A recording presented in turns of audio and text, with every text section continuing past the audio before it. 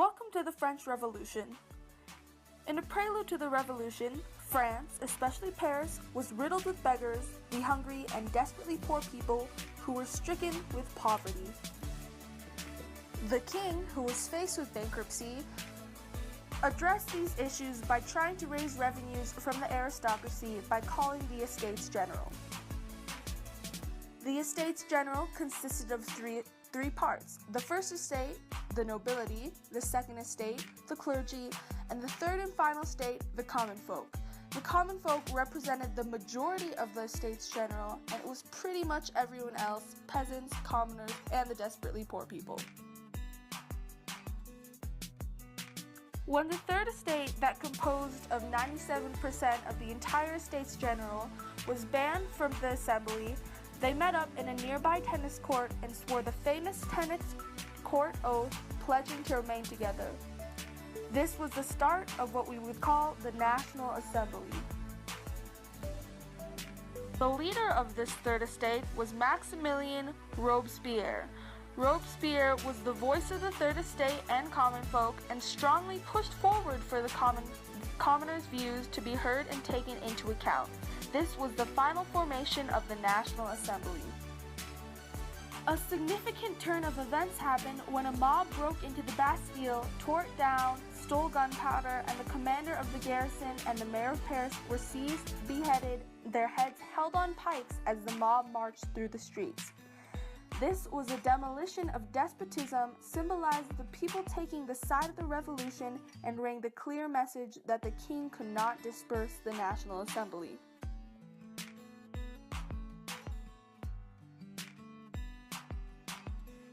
Amidst the revolts and destruction that the commoners had been causing against France and Paris, the National Assembly, led by Robespierre, had begun writing a constitution and the French Declaration of the Rights of Man. Later, the king would sign the French Declaration of the Rights of Man and the Constitution, but however, with no intention of living up to it. The victories for the National Assembly at this point were largely only on paper. Meanwhile, popular discontent led to a mob marching on the Palace of Versailles. The mob, mostly consisting of women who were infuriated by the inflated prices of bread that were affecting them, demanded that the royal family move to a palace in Paris. Why should the king be miles away feasting every day when his people are in ruins in a shambled country?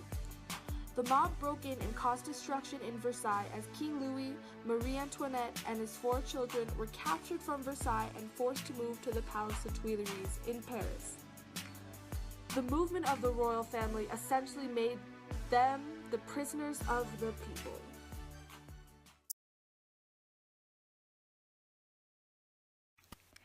On June 21st, 1791, everything went even further downhill for the king, who was so indecisive and scared. He and his wife, Marie Antoinette, attempted to escape to Austria in order to initiate a counter-revolution and to bring Louis back to the throne, where they thought he truly belonged as an absolute ruler. Disguised as peasants, they fled in their carriage. However, just as they crept upon the border leading into freedom, an officer stopped the couple and demanded passports. "Halt!" the officer demanded. "Can I have your passport?" Louis then handed over his passport. The passport actually had Louis XVI written on it. The officer quickly realized who the young king was and immediately sent the couple back to Paris. "Hey, you're that no-good king! Back to Paris with ya!" the officer said. And just like that, the young couple was forced to go back to Paris and to wait for their fate.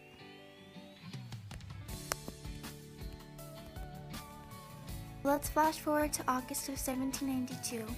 The royal family is placed into prison after months and months of waiting. Here they sat and dreaded to hear their fate.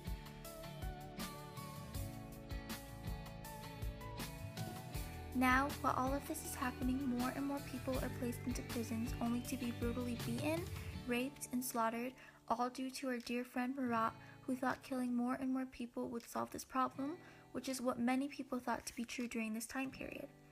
Most people did not support this idea, however, some did.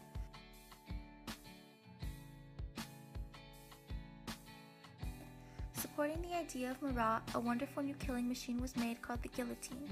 This was a more efficient and quick way to behead people. It was modeled after torture weapons used during the Dark Ages, and it was thought to be painless and instant for the victim.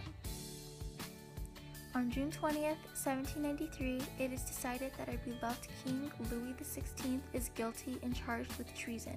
The king will die. It is known that part of his last will and testament went something like this: I pardon again very readily to those who guard me the ill treatment and the vexations which they thought it necessary to oppose upon me. I found a few sensitive and compassionate souls among them.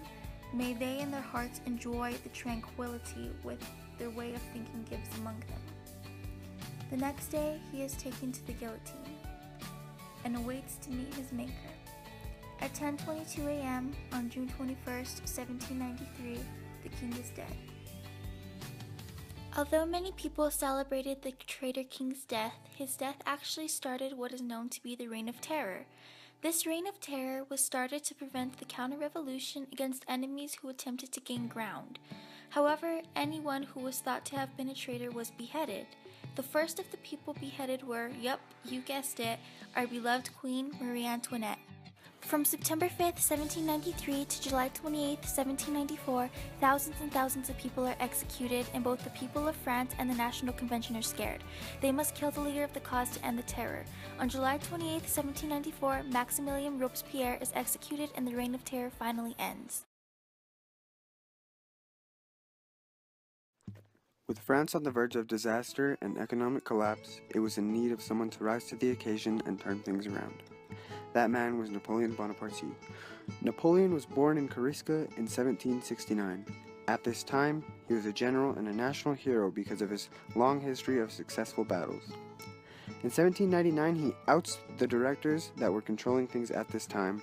With this, he was named the first consul of the Republic, and a new constitution consolidating his position was overwhelmingly approved.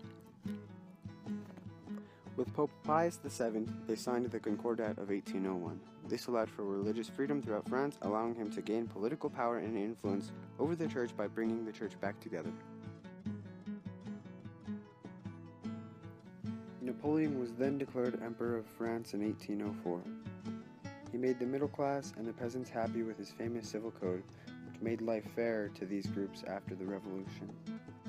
The Civil Code also reasserted the concept of equality of all male citizens before the law and absolute security of wealth and private property. The negative effects of the code were that women and children lost many of the gains they had made during the revolution. He created a centralized state and appointed people that would serve him well, and also granted amnesty for people to return to France if they would be loyal to him. Napoleon rewarded his generals and officials that served him well.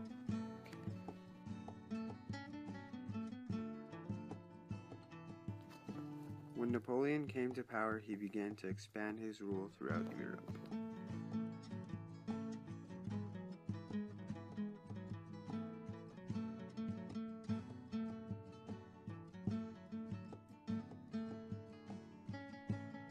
In the province of Saint-Domingue, tensions were mounted high as the French Revolution continued.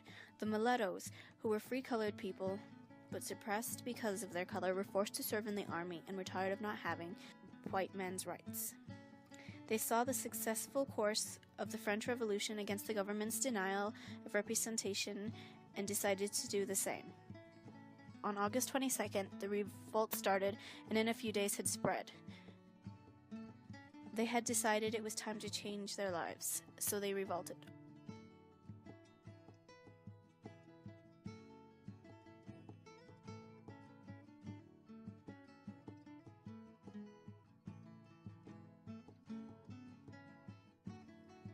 Toussaint Louverture became their leader. He founded his own army and inspired hundreds to join them. Quote, "It is for citizens and directors to turn from over our heads the storm which the eternal enemies of our liberties are preparing in the shades of silence. It is for you to enlighten the legislature. It is you to prevent the enemies of the present system from spreading themselves on our unfortunate shores to sully it with new crimes." Do not allow our brothers, our friends, to be sacrificed to men who wish to reign over the ruins of human species. But no, your wisdom will enable you to avoid the dangerous snares which our common enemy hold out for you." End quote. Toussaint Louverture, a black revolutionary leader in Haiti, 1797. The revolts were successful and Haiti was born.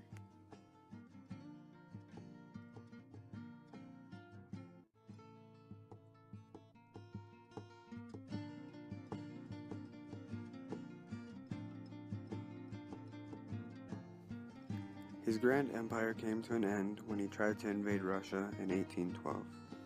He attempted to conquer Russia with 600,000 soldiers. He lost most of his soldiers to starvation and imprisonment.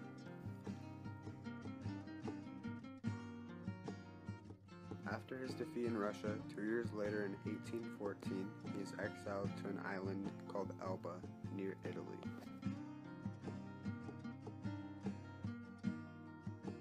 In 1815, he escapes from Elba and goes back to France and tried to rule again until his defeat at the Battle of Waterloo. He was captured by the British and imprisoned on a remote island named St. Helena, and later dies in 1821.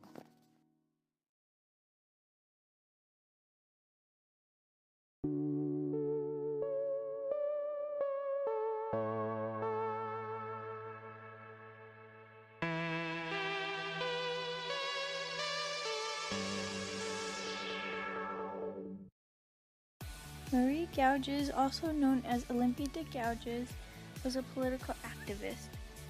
Her feminist and abolitionist writings improved conditions of slaves in the colonies in 1788 and began writing political pamphlets. Gouges demanded equal rights among French men and women. Her most popular work is the Declaration of Rights of Women and the Female Citizen, which challenges male authority.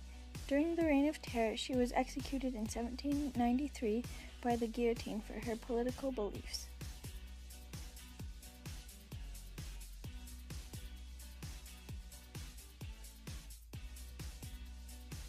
Mary Wollstonecraft was an English writer who advocated for women's equality.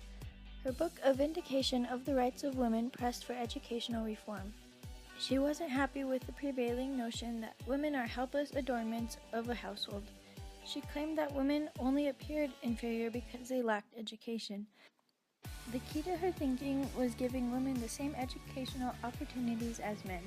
The French Revolution gave her an opportunity to speak her mind.